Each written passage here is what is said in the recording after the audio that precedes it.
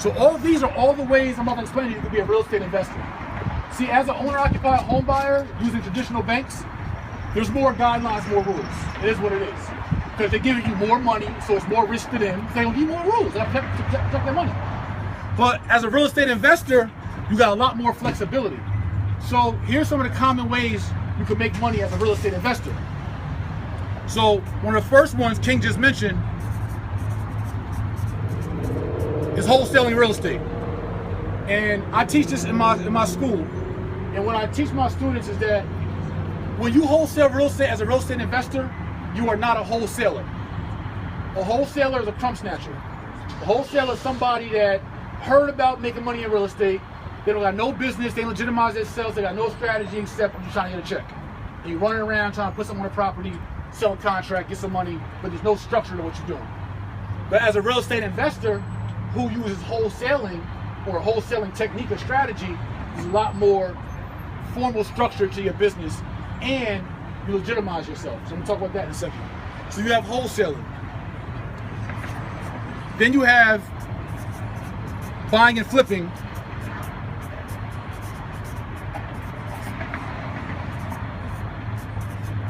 Then you have buying and holding, right? Which is renting, buying and holding / renting. And the creative parts about these that's so dope when you're buying and flipping or buying and renting, like, so in wholesaling, you don't own the real estate. When you wholesale a property, what you're typically doing is you're contracting a property, right? You're evaluating it, you're making sure the property makes sense. You are building a business around yourself. You're building a buyer's list, a seller's list, and your duty is to go out and contract properties and then basically sell that contract through an assignment, the rights to that contract. So you put a contract on a property, you now own the rights to that property, right? Contractual rights. You're now selling or assigning or shifting those contractual rights to another party, somebody else. But they want that deal because it's an attractive deal and they'll pay you a fee for it. So you're basically being a middleman. I'm gonna explain this in detail in a second. And buying and flipping and buying and renting, you actually are the equity owner or at least part owner of the property. And there's multiple ways to do it though. So under this, some of the dope parts is that you can use private partners for this.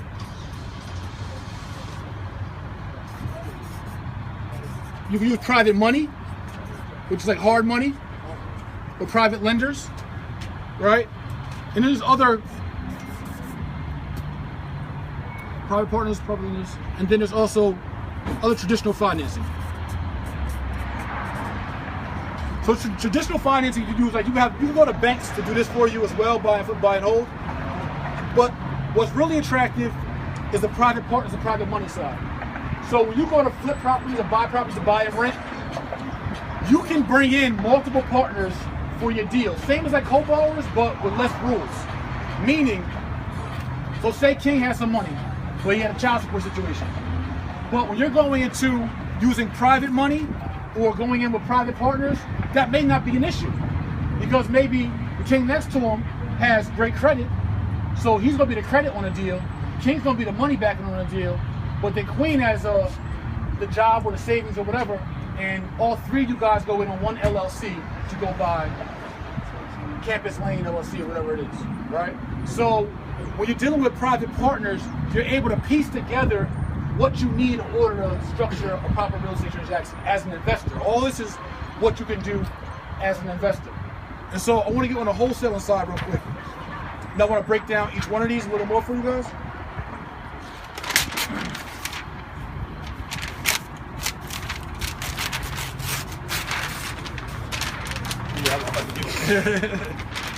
All right, so I'm gonna talk about wholesaling a little bit, break it down for you.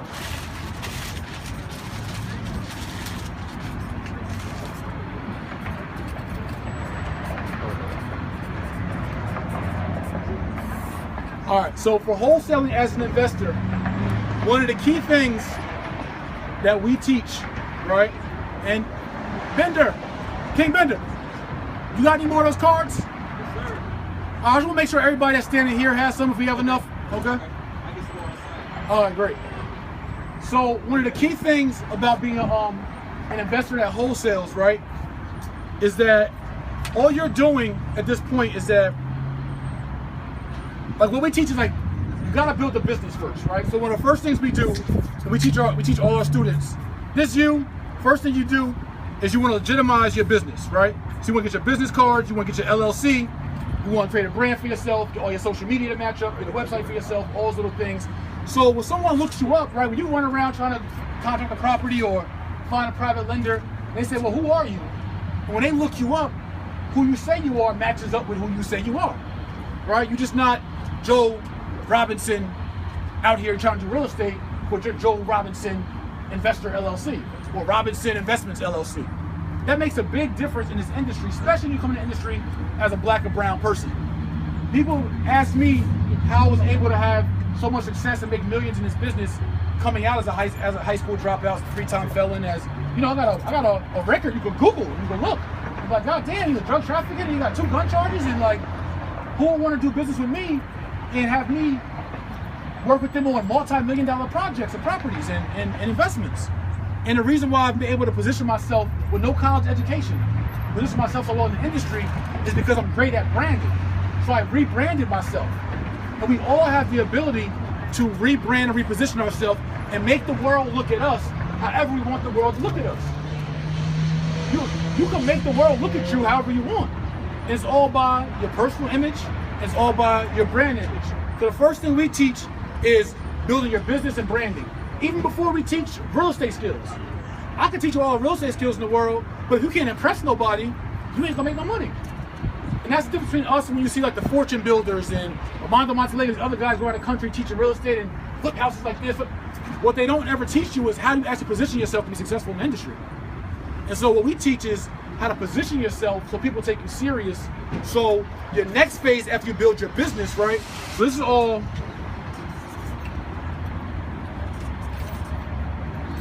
build your brand and your biz, right? That's like phase 1, to build your brand and your business. Then your phase 2 is that you gotta build clientele. And it's no different than like what I learned, like even out when you come out here or whatever, when you're in a dope game, you're in a drug game. The first thing you gotta do is you gotta establish yourself on the block. You gotta establish yourself in the corner, in the market. Who are you? You just can't come out in the block and you gotta make a name for yourself. You gotta make yourself known. So the first thing I did when I sold dope is I'll go out and give everybody samples. This is me. When you see these baggies, that's Jay. Here's my number, call me. Same thing, you gotta give samples of yourself. If you do business with me, here's who you're doing business with. So that's the first phase, what you gotta do in any business. You gotta announce yourself to your market. But you gotta actually establish who you are. Your second phase, you gotta build clientele. So the way that we do it here is you build buyers, list, you build sellers list. Because remember, like I said, as an investor who wholesales, you make your money by connecting buyers and sellers, right? So what you do is you get a seller.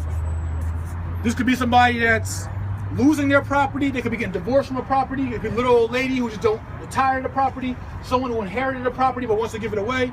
Whatever, the probate sale downtown, the courthouse, a million scenarios on how you find properties, and we teach you this. But what you do is you go put a contract on the property, right? So this property rights, you now have these rights for 30 days, 45 days, 60 days. It could be 120 days, however long that 2 people agree to. All contract is agreement between 2 people. And anything can be in that contract that you want. So for us, we contract the property. They believe in who you are because you establish yourself and your brand. You go contract the property, but you have multiple sellers that you're working on at one time. See, a wholesaler is just happy to get one deal, make 3,000, 5,000, 10,000. They have no pipeline, no business book because they're a crumb snatcher. They're just trying to get crumbs, trying to get by. But when you build a business, you start to build a pipeline of potential deals. So now you got deals lined up everywhere, and you got people working for you. Your cards are everywhere. You're on Instagram, you're on Facebook, you're on social media. You got a YouTube channel. All things you see me do, I teach my students. And you have a presence out there. So now you got multiple deals. So if this one falls through, you go to the next one. This one falls through, the next one. You play the numbers game. But now you contract these properties, but at the same time as you're doing that,